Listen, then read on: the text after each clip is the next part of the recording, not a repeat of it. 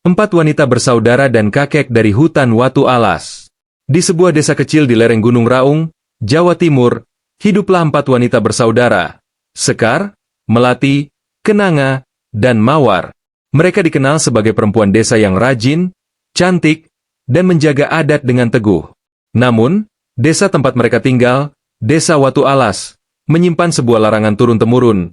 Jangan pernah memasuki hutan Watu Alas saat bulan mati. Tidak ada yang tahu pasti kenapa larangan itu ada. Namun masyarakat percaya, di malam bulan mati, roh-roh penjaga bumi berkeliaran, dan penghuni lama hutan, seorang kakek tua sakti yang telah hidup selama ratusan tahun, bisa mengambil siapa saja yang melanggar kesuciannya. Sekar, sang kakak tertua, selalu menjaga adik-adiknya dari bahaya. Namun rasa penasaran justru muncul dari Melati, si anak kedua yang berani. Suatu malam bulan mati, Melati mengajak ketiga saudaranya untuk pergi ke hutan dan membuktikan bahwa cerita itu hanyalah mitos. Kalau memang ada kakek tua sakti, aku ingin bertemu dengannya, kata Melati sambil tertawa kecil. Meski Sekar menolak, adik-adiknya mendesak. Kenanga dan Mawar terlalu penasaran. Dan akhirnya, malam itu mereka pun menyelinap ke hutan.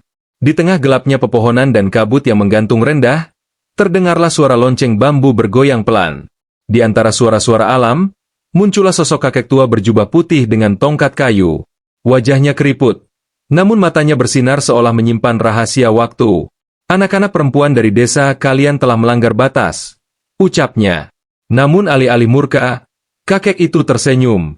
Tanpa mereka sadari, sejak malam itu kehidupan keempat bersaudara berubah drastis. Dua kembali dari hutan. Mereka kembali ke rumah menjelang pagi. Sekar ketakutan melihat adik-adiknya yang seperti orang linglung. Melati tampak paling aneh. Ia tak bicara sepatah kata pun. Kenanga dan Mawar pun mulai bicara sendiri di malam hari, seolah berdialog dengan seseorang yang tak terlihat. Seminggu kemudian, desa mulai berbisik-bisik.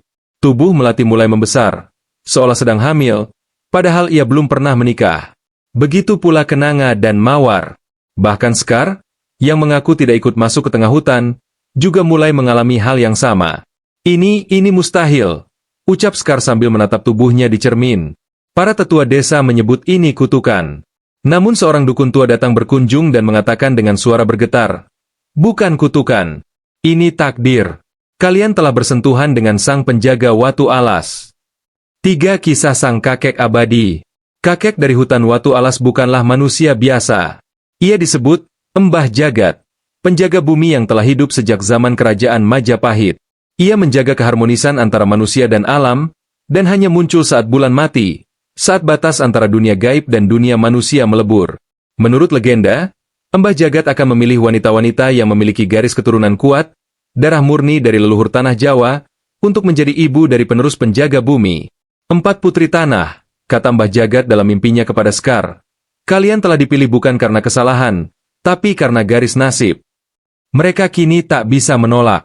Dalam perut mereka, tumbuh benih yang bukan hanya manusia, melainkan bagian dari kekuatan alam semesta.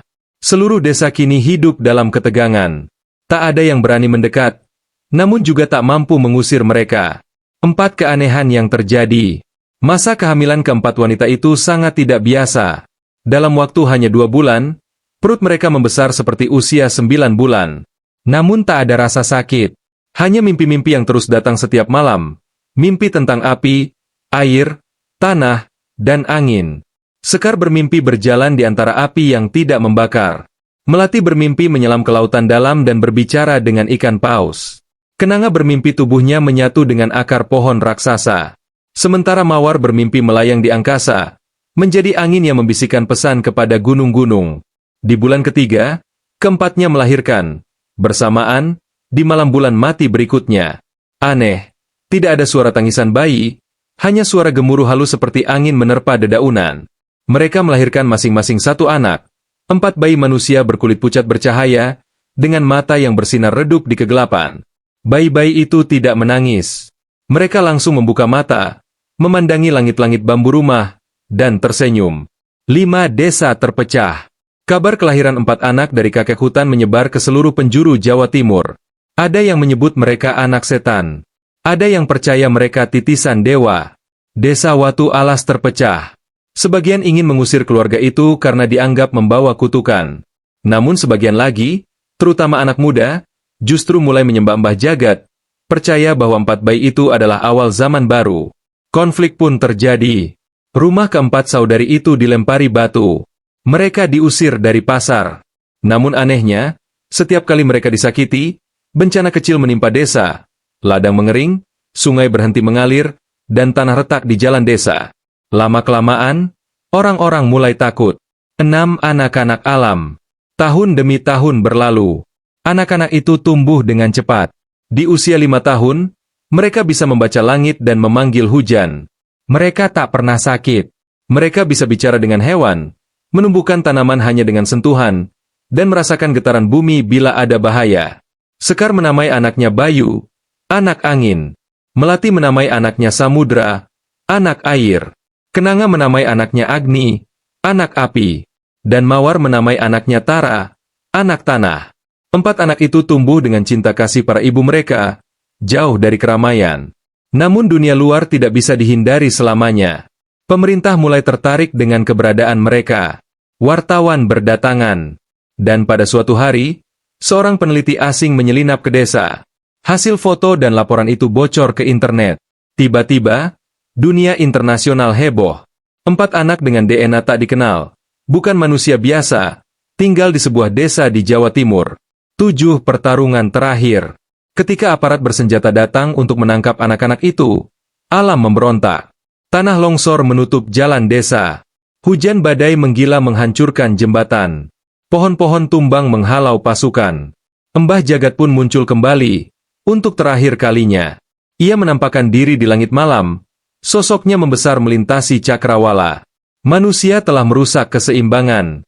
Anak-anakku adalah harapan terakhir bumi. Dalam sekejap, keempat anak itu menghilang bersama Mbah Jagat, menghilang ke dalam hutan yang semakin rapat dan tak bisa dimasuki siapapun lagi. 8 penutup yang sunyi. Sekar, Melati, Kenanga, dan Mawar kini hidup tenang, tanpa anak-anak mereka. Namun mereka tahu, jiwa keempat anak itu masih ada, menjaga bumi dari tempat yang tak kasat mata. Desa Watu Alas kembali sunyi, tapi tidak ada yang berani menyentuh hutan lagi.